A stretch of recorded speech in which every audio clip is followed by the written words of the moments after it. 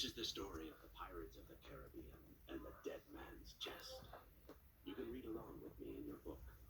You will know it's time to turn the page when you hear this sound. Are you ready? Sail away with me now. High on the walls of a Turkish prison overlooking the sea, Captain Jack Sparrow hid in a wooden coffin, waiting for the guards to toss it into the ocean. As it hit the waves, Jack scrambled out. In his hand, he clutched a drawing of a key.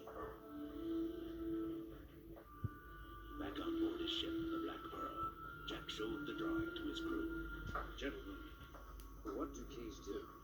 Keys unlock things, and whatever this key unlocks, inside there's something valuable. So we're setting out to find whatever this key unlocks. No.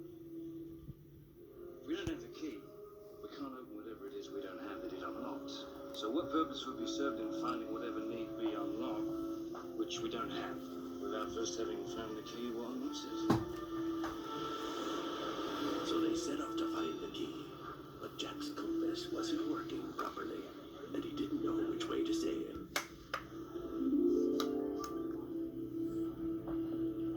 That night, as Jack paced the deck, a pale figure stepped from the shadows. It was Bootstrap Bill with a message. He sent me. Davy Jones. Wow. You made a deal with him too, Jack. He raised the pond from the depths for you. 13 years you've been a captain. Technically, Jack, you won't be able to talk yourself out of this. The terms would apply to me, apply to you as well. One soul, bound to crew 100 years upon a ship. yes, but the Flying Dutchman already has a captain, so there's really no... Then it's a locker for you. Jones's terrible Leviathan will find you. He'll drag the pearl back to the depths and you along with it. As Bootstrap spoke, a black spot appeared on Jack's hand. Terrified, he shouted at his crew. On deck, all hands! Run, keep running! Do we have a heading? Run! Land! Which port? In Zayport! Said land! Any land!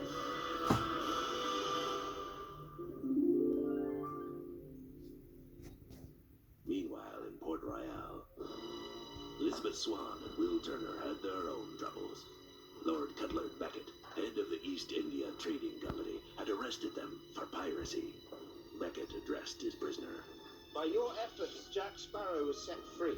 I would like you to go to him and recover a certain property in his possession. Recover? At the point of a sword? Bargain. You will offer what amounts to a full pardon. Jack will be free, a privateer in the employ of England.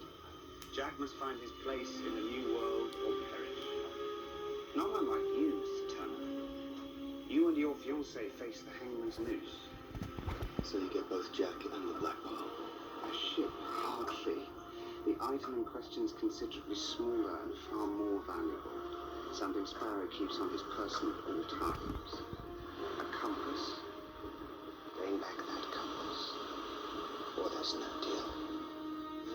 Will accepted the deal. He left to tell Elizabeth was still being held in a prison cell. Elizabeth was worried. Jack's compass? What does Beckett want with that? Doesn't matter. I have faith in you. Both of you. But when Will left, Elizabeth began making her own plans. Will searched the seas for days. At last, he spied the Black Pearl stranded on the beach of a deserted island. A deathly silence hung over the island. Will's shouts echoed strangely as he thrashed through the deep jungle. Jack! Jack Sparrow! Meanwhile, in Port Royal, Elizabeth escaped her prison cell, sneaked into Beckett's offices, and held him at gunpoint. I'm here to negotiate. I'm listening intently. These letters of marque, they are signed by the king. We're making great efforts to ensure Jack Sparrow's freedom. He's only here to Jack. Oh, really? To ensure Mr. Turner's freedom, then? I'll still want that compass. Disguising herself as a sailor, she stowed away on a ship to go in search of Will. As Will crashed through the jungle, cannibals surrounded him. Numbing him with poison darts, they carried him to their village. There on a throne of bones and skulls sat Jack Sparrow. Jack, it's me! Will Turner! Tell him to let me down! To Will's confusion and anger, Jack ignored him. But as the cannibals dragged Will away, Jack leaned towards him slightly. Save me. Will was horrified when he realized the truth. Jack was a captive too.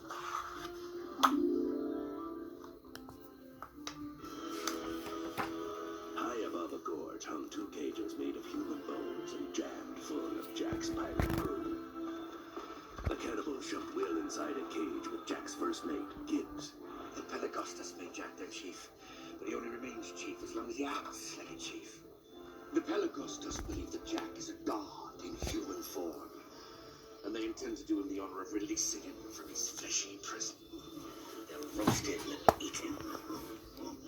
The feast is about to begin. Jack's life will end. The drums stop.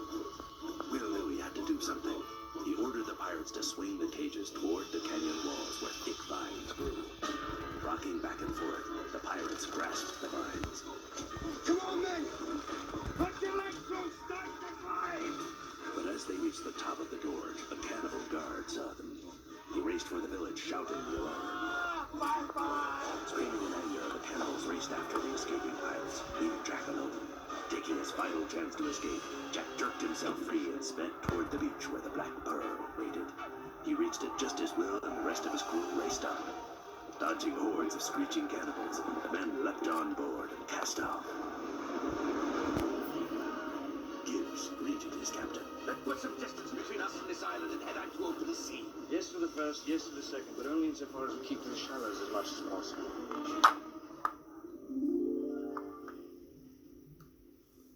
Safe for a time, Will asked Jack for his compass. Jack, Elizabeth is in danger. I need that compass of yours, Jack. I must trade it for her freedom. Finally, Jack made Will a deal. I shall trade you the compass if you will help me to find this. He showed him the drawing of an unusual key. When Will agreed, Jack told him there was only one person who could tell them where it was. The mysterious Teodoma. Later that night, they rowed up a dark, swampy river to Teodoma's rambling shack. She was waiting for them, as if she had known they would come. Teodoma nodded knowingly when Jack showed her the drawing of the key. Your key go to a chest, and it is what lay inside the chest you seek, don't it? You know Davy Jones, yes? What exactly did he put into the chest? Your heart, him carve out him heart, lock it away in a chest, and hide the chest from the world. The key, he keep with him at all times. To get it, Will would have to sneak on board the Flying Dutchman ship and take the key from Jones. Teodoma told them where to seek the ghostly ship, and she gave Jack a jar of dirt. Davy Jones cannot step on land but once every 10 years. Land is where you are safe, Jack Sparrow. And so you will carry land with you.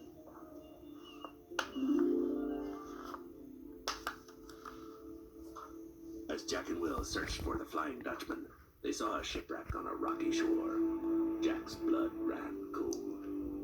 This was the work of Davy Jones. As Will prepared to board the ship, Jack gave him some advice. If you do happen to get captured, just say Jack Sparrow sent you to settle his debt. Might save your life. On the ship deck, Will saw faceless, dead men scattered everywhere.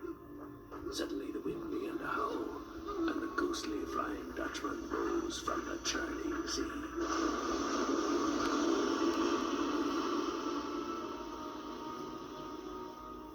Moments later, Davy Jones stood before Will.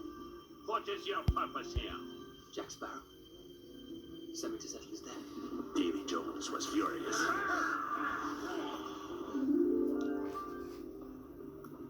On board the Black Pearl, Jack watched and waited. Suddenly, he heard Davy Jones' angry voice behind him. You have a debt to pay. You have my payment. One soul to serve on your ship is already over there. One soul is not equal to another. Just how many souls do you think my soul is worth? Desperate to escape his dreaded fate, Jack bargained with Jones. Shall we seal in blood? He would bring in 100 souls in 3 days in exchange for his own freedom. Jones agreed. I keep the boy. A good faith payment. That leaves you only 99 more to go. It seemed that Will would be doomed forever.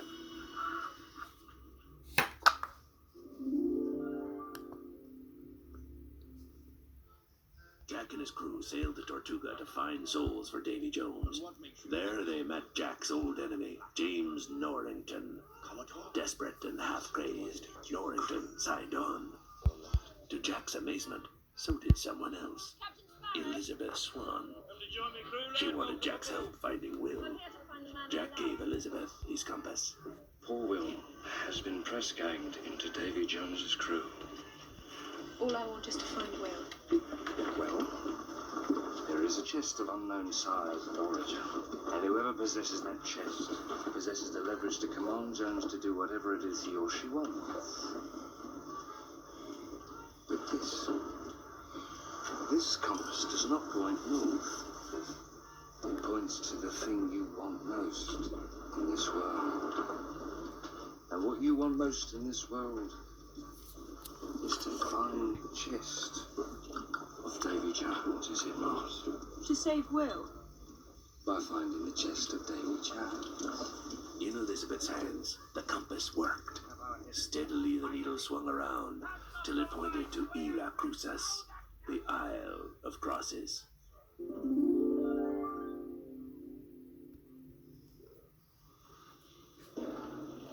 Aboard the Flying Dutchman, Will waited and watched for his chance to get the key. At last, one night, while Jones slept, Will crept into his quarters and carefully removed the key from the chain around his neck. Then he hurried to the longboat where his father waited. Now get yourself to land and stay there. It was always in my blood to die at sea. That was not a fate I ever wanted for you. I'll find a way to sever Jones's hold on you, and not rest until this blade pierces his heart. With that, Will rode away into the night.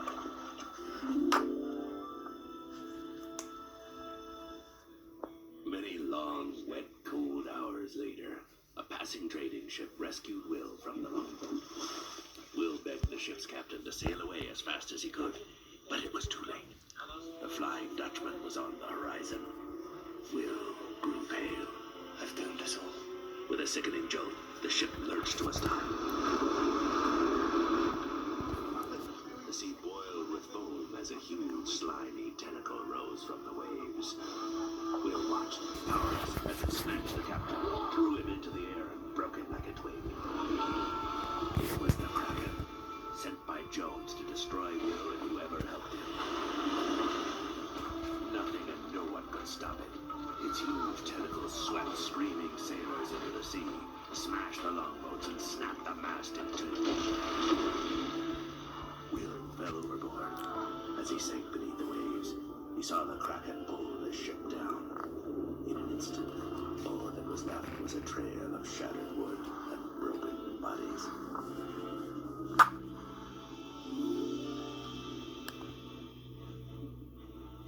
The shadow of the Flying Dutchman drifted above Will as he surfaced. He snatched at its hold and hauled himself up, clinging to a small crack in the wood. Above him, he heard one of the crew tell Davy Jones some disturbing news. The boy's not here. He must have been playing by the sea. I am the sea. The chest is no longer safe. Charter course to Ila Crusades. Get me there first or there'll be the devil to pay. Wet and shaking with cold, Will hung on. He was still alive, and he would reach Ila Cruces with Davy Jones. At last, Jack and his crew reached Ila Cruces and rowed ashore. Elizabeth led Jack and Nora Norrington toward an ancient abandoned church. Then she stopped with a confused look. The compass needle suddenly began to spin. This doesn't work. And it certainly doesn't show you what you want most. Yes, it does. You're sitting on it. Beg pardon? Jack pushed her aside as he and Norrington began to dig. They quickly uncovered a large chest. Inside it was a small chest of solid iron. And from inside that, they heard the rhythm of a muffled heartbeat.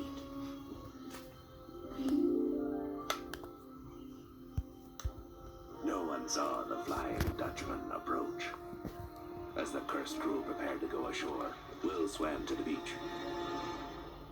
In no time, he found Jack, Elizabeth, and Norrington staring at the iron chest before them. It's real. You actually were telling the truth. I do that quite a lot.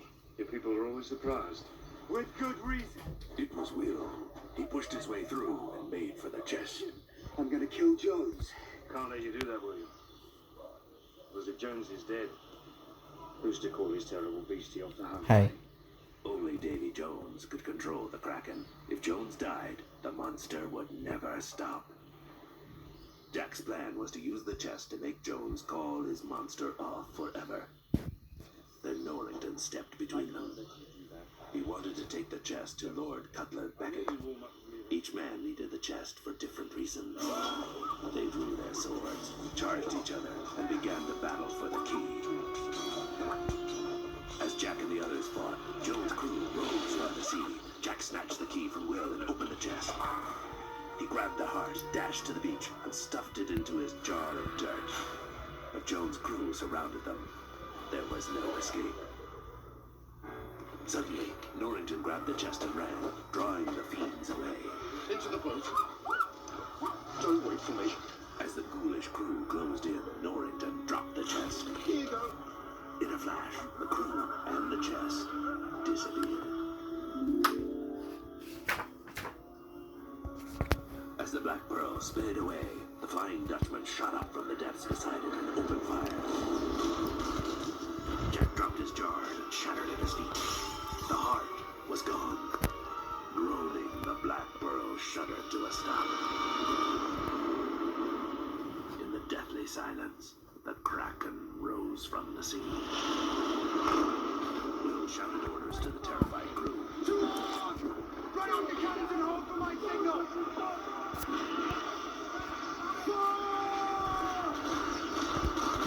Blasted by the cannons, the Kraken drew back. But Will knew it would attack again. We have to get off the ship.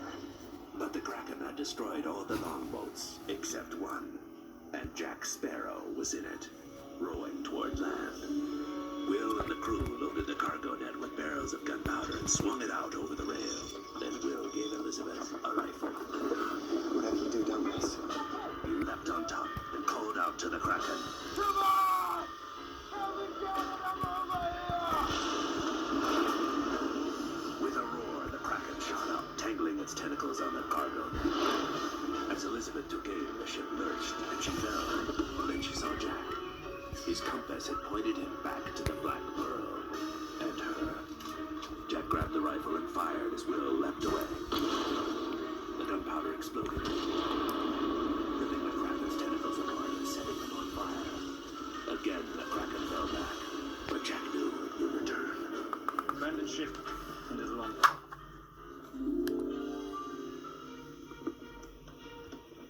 Will and the crew rushed for the longboat, but Elizabeth turned to Jack. He came back. I always knew you were a good man. And then she kissed him. A long kiss that lasted as she pushed him backwards. Jack heard a loud click and opened his eyes. Elizabeth had chained him to the mast. It's after you, not the ship. It's not us. But this is the only way, don't you see? I'm not sorry. Jack smiled at Elizabeth. Pirates. Elizabeth raced to the longboat and climbed in with Will and the others. Will looked around. Where's Jack? He let you stay behind to give us a chance. Go! From a distance, Will, Elizabeth, and the crew watched the Kraken pull the Black Pearl beneath the waves.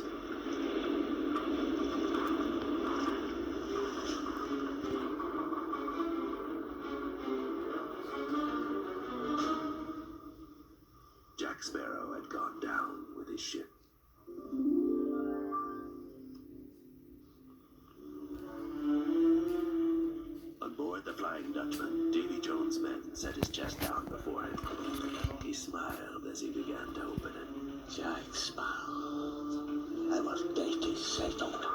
Seconds later, a terrible roar of anger rang out. His heart was gone. Far away in Port Royal, Norrington was brought before Lord Cutler Beckett. He placed the pardon documents, promised to Will and Elizabeth, before him. I took the liberty of filling in my name. If you intend to claim these, then you must have something to trade. Shows the compass. Better. He placed a burlap sack on Beckett's desk. The heart of Davy Jones. The crafty Beckett smiled.